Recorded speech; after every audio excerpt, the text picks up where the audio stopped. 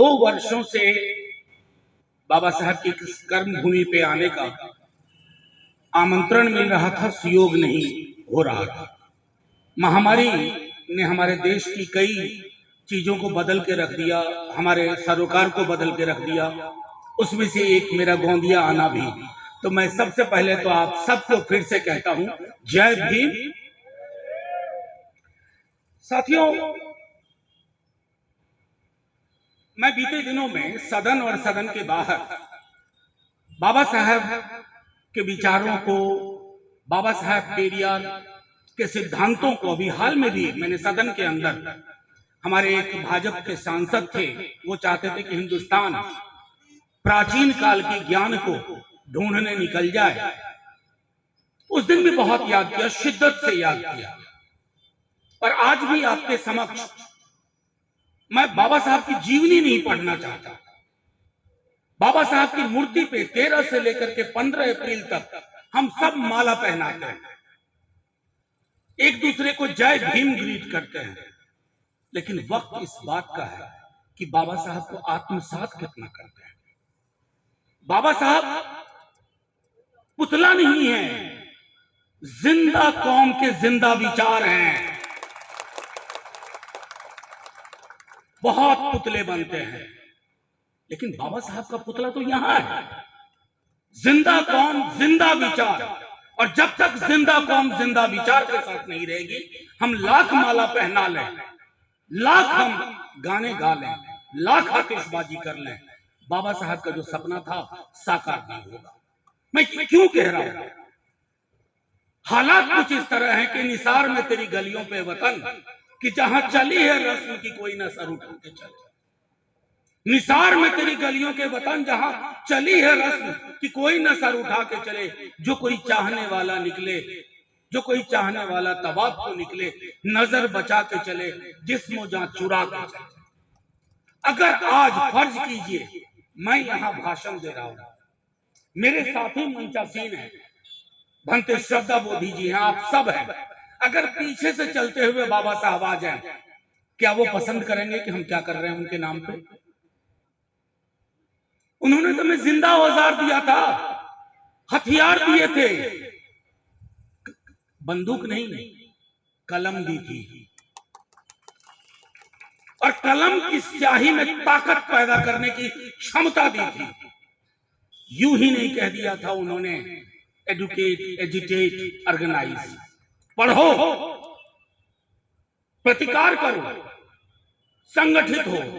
एक एक शब्द को हम सबको गौर करना चाहिए। हमारी पढ़ाई क्या है इन दिनों? हम कैसे संगठन देख रहे हैं, हम कैसे प्रतिकार कर रहे हैं? मैं आज यहां किसी पॉलिटिकल पार्टी के नुमाइंदे की तरह नहीं बोलने आ रहा। मैं आप सब की तरह बाबा साहब को मैंने जाना है, समझा है, और वो अंत नहीं है। प्रतिदिन जब मैं उनका लिखा कुछ पढ़ता हूं तो कुछ नया पाता हूं।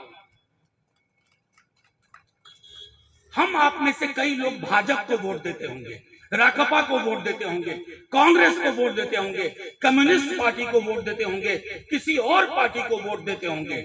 लेकिन हम तो अम्बेडकराइट है ना, अम्बेडकर की धारा के हैं। हम दूसरे की धारा मजबूत कर रहे हैं, अपनी धारा कमजोर होती गई। मैं ये बहुत सोच समझ के बोल रहा हूं। मुझे गुरेज नहीं है कि चुनाव कोई जीते, चुनाव कोई हारे, ये डेमोक्रेसी है। लेकिन अम्बेडकरवाद की विचारधारा कहीं किसी जगह दफन हो जाए किसी पॉलिटिकल पार्टी के फॉर्चून में, ये बाबा साहब कतई नहीं स्वीकार करते। जीते जी बहुत चुनाव नहीं लड़ा उन्होंने, लेकिन क्यों इतनी शिद्दत से, इतनी मेहनत से हम सब इकट्ठा होते हैं? क्यों बाबा साहब के लिए सोचते हैं, उनको अंगीकार करने की बात करते हैं? क्योंकि वो बाकी महापुरुष सिर्फ अपना पुतला दे गए। बाबा साहब, जो मैं फिर से कह रहा हूं, जिंदा दस्तावेज दे गए। लेकिन हम में से अधिकांश लोग मुर्दा हो गए, जिंदा दस्तावेज की अहमियत नहीं समझ रहे हैं। जिंदा दस्तावेज की अहमियत क्या है? पॉलिटिकल डेमोक्रेसी, 5 साल पे एक बार वोट हुआ, समाज की हकीकत बदल रही है। कौन सी हकीकत समाज की बदल रही है? मैं मानता हूं 50 तल्ले का मकान बन रहा है, 5 लोगों के पास में देश की 60% आमदनी और संपत्ति है। लेकिन गौर करिएगा, आज भी सीवर में उतरने वाले की जाति नहीं बदली है। और वो जो जिंदगियां खत्म होती है ना सांस घुटने से, वो बाबा साहब को जहां कहीं है बहुत तकलीफ देती है। लेकिन हम क्या करते हैं? एक ट्विटर पे शोक संदेश, एक फेसबुक पे शोक संदेश।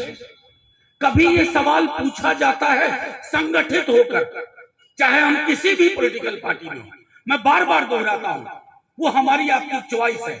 लेकिन अगर हम अंबेडकर की धारा के हैं, हमें ये तय करना होगा कि एकजुटता का मतलब होता है वोट किसी को दे, लेकिन बाबा साहब के सरोकार पे कोई समझौता नहीं होगा। क्यों समझौतावादी होते जा रहे हैं हम लोग? मैं ये कुछ सवाल मैं आक्रोश में नहीं कह रहा हूं, ये मेरा अपना भी फ्रस्ट्रेशन है। और चूंकि मेरा फ्रस्ट्रेशन है, मैं आपसे साझा करना चाहता हूं। ना जाने कब फिर गोंदिया आने का मौका लगे, लेकिन मैं चाहता हूं आज जब आप यहां से जाएं तो ये सवाल मन में लेके जाएं। चाहे आपके घर पे नीले झंडे के साथ तिरंगा हो, भगवा हो, लाल हो, कोई भी झंडा हो, नीला झंडा यहां रख करके सोचिएगा कि बाबा साहब जो दस्तूर छोड़ के गए थे हमारे लिए, हमने उसको कितना किया। कमाल के इंसान। मैंने कल भी विश्वविद्यालय में हम साथ थे, हमने कहा कि बाबा साहब अपने शिक्षकों की तरह भाग्य और नियति को नहीं मानते थे। हम सब भाग्यवादी हो गए, नियतिवादी हो गए। हम में से अधिकांश किसी न किसी ज्योतिषी के चक्कर में रहता है। कोई कह देता है कि ये नियति है तुम्हारी, अच्छा हो सकता है यही मेरी नियति हो। नियति से लड़ने का तरीका बताया था बाबा साहब ने, भाग्यवाद से लड़ने का तरीका बताया था। हम तो कर्म कांडों में उलझ के रह गए। जो कौम कर्म कांडों में उलझ के रह जाए, भाग्यवाद और नियतिवाद को मान ले, वो जिंदा कौम नहीं होती। मैं फिर से दोहराता हूं, वो जिंदा कौम नहीं होती। मुझे किसी से विरोध नहीं है, विरोध सिर्फ इस बात से है कि हमारी धारा के लोग अपनी धारा की ताकत को नहीं पहचान रहे हैं। वो कहते हैं ना, बैठे थे शाख पे तो सारे थे एक साथ, उड़ते ही शाख से सिमटों में बट गए। कोई एक ग्रुप लेकर के बैठा हुआ है, कोई दूसरा ग्रुप लेके बैठा हुआ है, कोई तीसरा ग्रुप लेके बैठा हुआ है, कोई चौथा ग्रुप लेके बैठा हुआ है। इसलिए मैंने कहा अगर पीछे से चलते हुए बाबा साहब आ जाए ना, तो शायद हम सबको फटकार लगा दें और कहें कि मुझे सोचने का, मुझे समझने का, मुझको अंगीकार करने का तुम्हारा तरीका ही गलत है। मैं एक सवाल यहां छोड़ता हूं। मैं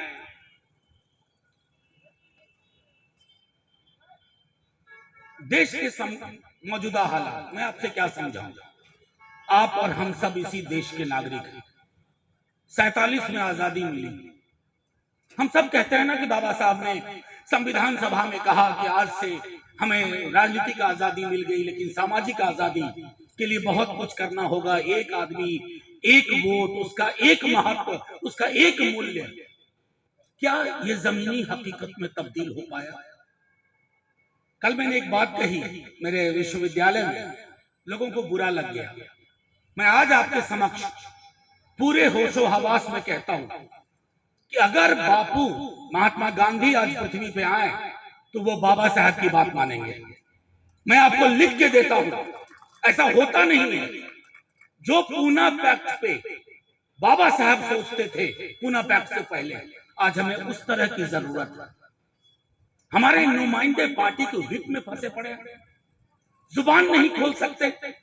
कई दफा जब, और मुझको इस बात का फख्र है कि मेरी पार्टी, आज भी आप लोगों के आने के पहले मैं मिलने गया था अपने नेता से, प्रतिपक्ष तेजस्वी जी से और अध्यक्ष लालू जी से। उन्होंने कहा कि दलित बहुजन लोगों को एक लंबी लड़ाई लड़ने की जरूरत है, हम समझौता नहीं करेंगे। मैं कहता हूं कि सारे दलों के जो बहुजन नेता है, दलित नेता है, जब जब कोई बात रखता हूं तो बाहर आके कहते हैं हमारा भी मन यही कर रहा था बोलने का, लेकिन हम बंधे हुए हैं। क्यों बंधे हुए हो भाई? किस बात से बंधे हुए हो? क्या अगली बार टिकट नहीं मिलेगा? पार्टी ड्रॉप कर देगी, किसी दूसरे को नुमाइंदा चुन लेगी? इसलिए 1932 के पूना पैक्ट को फिर से देखने की जरूरत है। नुमाइंदगी वो हो जो समाज की नुमाइंदगी करे, ना कि पार्टी के हितों की नुमाइंदगी करे। लेकिन ये लड़ाई लंबी लड़नी होगी, ये एक दिन की लड़ाई नहीं है। हम फिरकों में बटे हुए हैं। मैंने कहा ना, वोट कहीं डालिए, जहां डालिए वहां भी ये सवाल पूछिए कि बाबा साहब को छोड़े हुए सवाल पे आप क्या सोचते हैं। आज के दिन कल पार्लियामेंट में बाबा साहब की मूर्ति के समक्ष या एक तस्वीर भी लगाई जाएगी। वैसे लोग भी माल्यार्पण करेंगे जिनको अगर बाबा साहब के विचार हाथ में पकड़ने पड़े ना तो हाथ जल जाएगा, उनका संभाल नहीं पाएंगे, लेकिन वो भी माल्यार्पण करेंगे। ये तो ताकत पैदा कर दी है बाबा साहब ने कि आप इग्नोर नहीं कर सकते, लेकिन वो ताकत हमें और आपको पैदा करनी है कि बाबा साहब के विचार, सिर्फ उनका पुतला नहीं, उनके विचार को कोई इग्नोर ना कर पाए। वो ताकत कोई पॉलिटिकल पार्टी पैदा नहीं करेगी। वो ताकत गोंदिया, भंडारा, शोलापुर, औरंगाबाद से लेकर के उत्तर प्रदेश, बिहार, हैदराबाद, कर्नाटक, जब तक एक संगठित आवाज नहीं उठेगी। आपको लग रहा होगा बड़ा मुश्किल है, मैं भी मानता हूं हालात देश के बहुत अच्छे नहीं है, और ऐसा नहीं है कि बीते 8 वर्ष में ही ज्यादा खराब हो गए, कभी अच्छे नहीं थे। जिस रूप में बाबा साहब सोचते थे, जो सोशल डेमोक्रेसी की बात करते थे, लेकिन बीते 8 वर्षों में, 9 वर्षों में क्या हुआ? बीते 8-9 वर्षों में सवाल पूछना देशद्रोह हो गया। बीते 8-9 वर्षों में बाबा साहब का लिटरेचर लेकर के अगर ट्रेन में पकड़े गए तो आपको यूएपीए में बंद किया जा सकता है। मैं आपको कई उदाहरण दे सकता हूं। मेरे स्टूडेंट्स जेल में हैं, उनका दोष सिर्फ इतना था कि एनिहिलेशन ऑफ कास्ट और कार्ल मार्क्स की किताब एक साथ थी। और मैं फिर एक कल्पना करना चाहता हूं आपके साथ कि अगर आज कार्ल मार्क्स भी आएंगे तो उन्हें भी जाति को लेकर के जो बाबा साहब की समझ थी ना, मार्क्स को सीखना पड़ेगा। मार्क्स को बाबा साहब को सीखना पड़ेगा, क्योंकि किसी पॉलिटिकल लीडर ने इंडिया में जाति को समझने की कोशिश ही नहीं की। किसी ने ये सोचा कि आधुनिकता आएगी तो जाति खत्म हो जाएगी, कतई नहीं खत्म होती। जाति ने स्वरूप बदल लिया। लोग कह रहे डिस्क्रिमिनेशन खत्म हो गया, अब उत्पीड़न नहीं होता। अरे साहब गौर से देखिए, चमड़ी को थोड़ा छील के देखिए, उत्पीड़न के तरीके बदल गए। एक घटना में बार बार जिक्र करता हूं, कल भी किया था, आज भी करूंगा आपके समक्ष। सतारा के एक स्कूल में बाबा साहब पढ़ते थे और ये मैं कभी भूल नहीं पाता हूं। गणित के बड़े अच्छे विद्यार्थी थे, तो टीचर ने कहा आओ भी इस सवाल को हल करो, इस क्वेश्चन को सॉल्व करो। यहां ब्लैक बोर्ड था, बाबा साहब एकदम दूर पीछे थे। वो ज्यों ही आगे बढ़े, उच्च जाति के कुछ छात्र दौड़ के आए, क्योंकि उनका टिफिन बॉक्स वहां रखा हुआ था बोर्ड के पास। उन्होंने टिफिन बॉक्स हटाना शुरू किया, टक टक टक खट खट। बाबा साहब को वो आवाज कोलंबिया जाने तक चुभती रही। क्या आज नहीं हो रहा है ऐसा? सिर्फ टिफिन की बात नहीं, देखिए रोहित वेमुला हमारे समक्ष इस दुनिया से चला गया ना, और ना जाने कितने लोग, क्योंकि रोहित एक खत लिख के गया था, कितने लोग बिना खत लिखे दुनिया से चले जाते हैं। तो उत्पीड़न है। बस ये है ना कि हम अपनी अपनी जिंदगी में मसरूफ ज्यादा हो गए। बाबा साहब को भी कोई कमी नहीं थी, उनको आवश्यकता नहीं थी एनिहिलेशन ऑफ कास्ट लिखने की। वो बराबर मंत्री बने रह सकते थे, उन्हें कोई जरूरत नहीं थी। उनकी जिंदगी में उस तरह का अभाव नहीं था बाद के दिनों में, लेकिन अभाव था, एक दर्द था। हम सब के अंदर से वो दर्द, माफ कीजिएगा, सिर्फ आपके अंदर नहीं, हमारे अंदर से भी वो दर्द खत्म हो रहा है। और जब तक वो दर्द खत्म होता रहेगा, आप किसी के हमदर्द नहीं बन पाएंगे। और बाबा साहब हमदर्दों की फौज बनाना चाहते थे। मैं बार बार आज इसलिए कह रहा हूं, इसलिए मैंने कहा सीवर की मौत पे मैंने पार्लियामेंट में एक बिल लाया शुक्रवार के दिन। बड़ी थोड़ी बहुत चर्चा हुई, लोगों ने कहा कि ये तो बड़ा गलत हो रहा है। मानता हूं बड़ा गलत हो रहा है, सरकारें क्या कर रही है, और मैं सिर्फ केंद्र नहीं, राज्य की सरकारें क्या कर रही है। इतनी तरक्की कर रहे हैं, मंगलयान पे जा रहे हैं साहब, $5 ट्रिलियन की इकोनॉमी बनेगी, डिजिटल मोड में सब कुछ हो रहा है, लेकिन गंदगी साफ करने वाले के लिए डिजिटल मोटराइज फॉर्म नहीं चाहिए, क्योंकि सप्लाई साइड आपको आसानी से मिल रहा है। जातियां हैं जिनको आपने तय कर दिया है कि वही काम। अगर ये चीज आपके और मेरे रोंगटे नहीं खड़ी कर रही है, अगर ये चीज आपको और हमको पॉलिटिकल एफिलिएशन से बाहर जा करके सोचने को मजबूर नहीं कर रही है, माफ कीजिएगा, फिर हमें कोई हक नहीं है 13-14 अप्रैल को बाबा साहब के समक्ष उनके पुतले पर माल्यार्पण करना, लंबी लंबी तकरीर करना। हम इसके हकदार नहीं है, हम कर्जदार हैं बाबा साहब का, और वो कर्ज तब तक नहीं उतरेगा जब तक हम अपने बाड़ों से, अपनी संकीर्ण सोच से आगे जाकर के। एक दो चीजें और कहूंगा, फिर बात खत्म करूंगा। देखिए उस आदमी की समझ, महामानव, भारत रत्न बाबा साहब 47-48 में कहते हैं कानून तो बना के दे रहा हूं, तुम सरकार से कानून लागू करने की मांग करोगे, असल कानून तो समाज में लागू होता है, समाज को बदलना होगा। हमारा समाज नहीं बदला। शुरू में तो सरकारों की दिलचस्पी थी कि समाज बदले, अब तो सरकारों को भी जो समाज जैसा है वो अच्छा लगता है। उसे कह दो दिन है तो समाज कहता है दिन है, उसे कह दो रात है तो समाज कहता है रात है। बाबा साहब अगर आज होते तो दिन को रात नहीं कहने देते, आपको हमको नहीं कहने देते, किसी कीमत पर नहीं। कितनों बड़ी ताकत आ जाती, वो आपसे कहते दिन को दिन को, रात को रात को। इसलिए उन्होंने कहा कि संवैधानिक नैतिकता के लिए संगठित हो, सामाजिक नैतिकता जातिवाद में घुसी पड़ी है। हम लोगों ने उसको सहज भाव से अब स्वीकार कर लिया है। कई बड़े बड़े हमारे दलित चिंतक भी कहते हैं कि अब तो कास्ट खत्म नहीं हो सकता। तो यकीन मानिए, आज कह के जा रहा हूं, अगर जाति खत्म नहीं होगी ना तो हिंदुस्तान खत्म हो जाएगा। 2-4 साल लगेंगे, 10 साल लगेंगे, लेकिन इस जातिवाद के बोझ के साथ हिंदुस्तान कम से कम बचेगा नहीं, उस स्वरूप में सांस नहीं ले पाएगा। एक और चीज कहता हूं, तो गौर से उसको भी सोचिएगा। बाबा साहब ने महादेव गोविंद रानाडे लेक्चर दिया 41-42 में। गांधी बहुत बड़े नेता थे तभी। उन्होंने हीरो वर्शिप से आगाह किया था। वो जानते थे कि इस देश का जो ब्राह्मणवादी चरित्र है वो मूर्तियां गढ़ता है, उसे मूर्तियों से विशेष लगाव है। अद्भुत मुल्क है भंते श्रद्धा बोधी जी। बुद्ध ने पहला उपकरण दिया था इस देश को, बदलाव का, क्रांतिकारी बदलाव का। ब्राह्मणवादी व्यवस्था ने बुद्ध को विष्णु का अवतार बता दिया। लीजिए, बुद्ध की मूर्तियां बन गई। तो जो बुद्ध की फिलॉसफी थी, जो फलसफा था, जिसके आलोक में, जिसकी वजह से बाबा साहब ने बौद्ध धर्म की दीक्षा ली, वो पूरी कहानी इनविजिबलाइज की जाती है, उस पर कोई चर्चा नहीं करना चाहता। आज हमको आपको सोचना होगा कि हीरो वर्शिप ने हमें कितना खत्म कर दिया है, क्योंकि हीरो का मतलब होता है भगवान बना देना।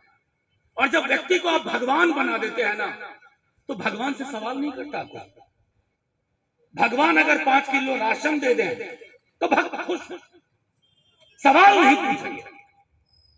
हमें अपनी सोशल डेमोक्रेसी में भगवान नहीं चाहिए, हमें आम इंसान चाहिए जो हमारे दर्दो गम को समझे, जो सिर्फ बाबा साहब के पुतले पे माल्यार्पण न करे।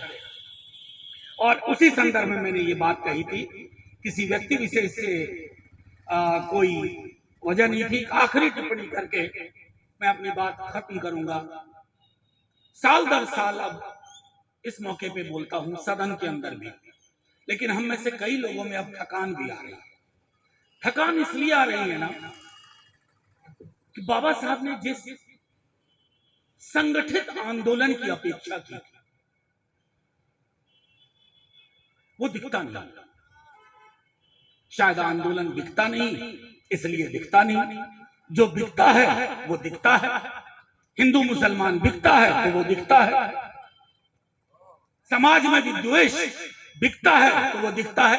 कितनी बार आपने टेलीविजन पर सीवर में मरने वाले लोगों के विजुअल्स देखे हैं?